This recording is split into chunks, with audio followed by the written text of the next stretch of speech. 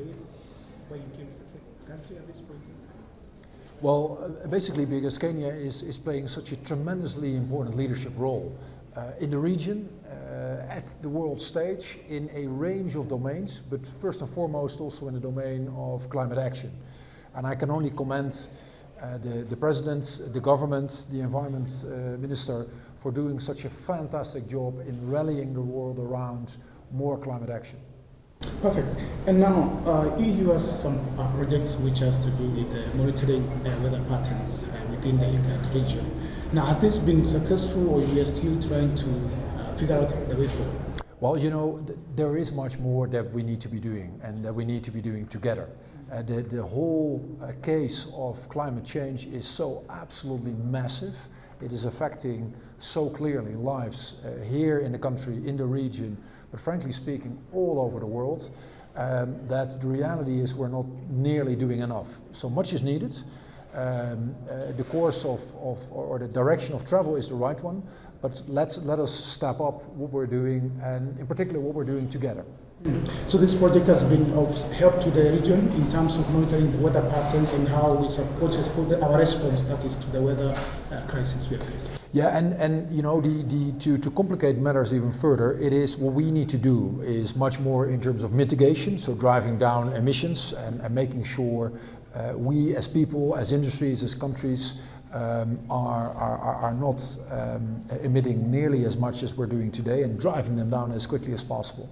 Next to that, we need to do much more in terms of adaptation, and that means that the droughts, the floodings, the heavy rain, the wildfires that we're facing, paradoxically sometimes in the same region, almost at the same time, are being dealt with much more effectively.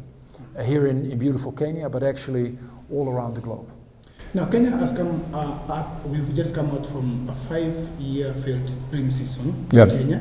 And of course, the figures we have right now is we've lost over 2.5 million heads of cattle in the last 5 seasons. As EU maybe come in to give a way forward, we're talking about mitigation, talking about adaptations. Do we have maybe the EU supporting this?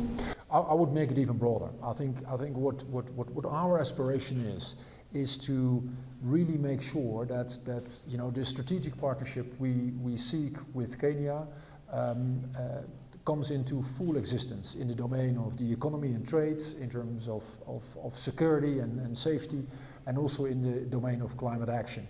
And that means teaming up with doing more in terms of the carbon markets, teaming up towards all the deliveries we have for COP28, and teaming up in terms of all the work we have to be doing in terms of forestation, because nature in the end is not only in dire straits, it is also our best friend in battling climate change.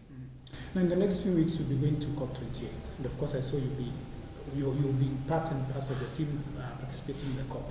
Now, for the last about 10 years or so, there was the pledge of the $100 billion to support countries which are affected by climate crisis. But of course, we've not seen maybe response to that effect.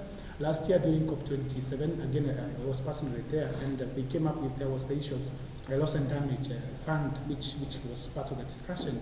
And when you left the COP, it was like, we have maybe achieved something. Right. Do you think we've achieved something in those two scenarios? Because we can't see anything on the ground as yet. No, you're absolutely right, pointing out those 2 points. And the uncomfortable reality is that the world simply needs to do more. And I feel there is a huge responsibility for all countries who do have the ability to pay, regardless of where they are in terms of their geography, actually do help out and pay.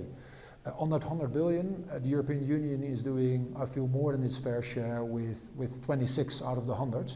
And I think we're close to reaching the 100 billion mark with the global community, but more is needed.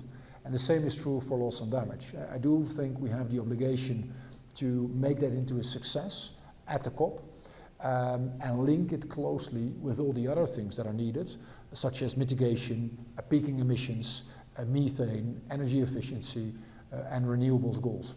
What can we expect from you at the COP? I will work tirelessly with all our partners, certainly of course the 27 member states of the European Union, but clearly also with those who are most like-minded and very close to our position and great friends and partners like Kenya, to really push things forward.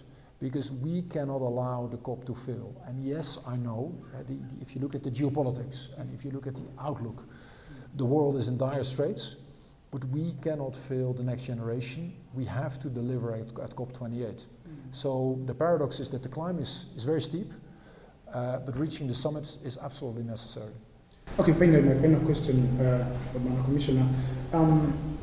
We just finished Africa Climate Summit the other day, like a month or so ago, and there was a voice, so to speak, from the African nations. Now this time around, they want to forge one vote, to speak in one voice at the COP.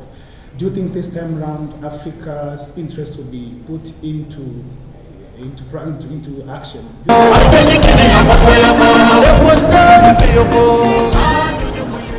Part of the discussions, but what I see is that your president, your country did a fantastic job in leading the way and pushing for more ambition. And I can only hope, speaking for the European Union, that the European Union and the African Union are teaming up to be ambitious in terms of driving out fossil fuels, in terms of driving out coal in particular, in terms of setting very ambitious marks for energy efficiency and for renewables, driving out methane. So the African Union would have a partner in the European Union on each of these elements, and we would love to work together.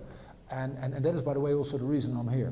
I think if we manage to have this as the core partnership, or one of the core partnerships at the COP, we do have a very good chance to make it into a success. The EU has been partnering with Africa and of course Kenya in some of these things. But when we talk about green energy, what is the EU doing maybe in this? Well, here as well, I think there is a fantastic opportunity, and it depends a bit country by country, but Kenya is already doing a great job in terms of its renewable numbers. They're way higher than the European numbers, so actually this is something where we can learn from you. There is the part of green hydrogen, and where we're working together with a range of countries also on the African continent. So I think this is really something we, as in any partnership, we should shape together and see where there's most pull, most demand in doing even more. Okay. We are hoping maybe it's going to be greater and better. Thank you so much. Thank you, sir. Thank you. Thank you.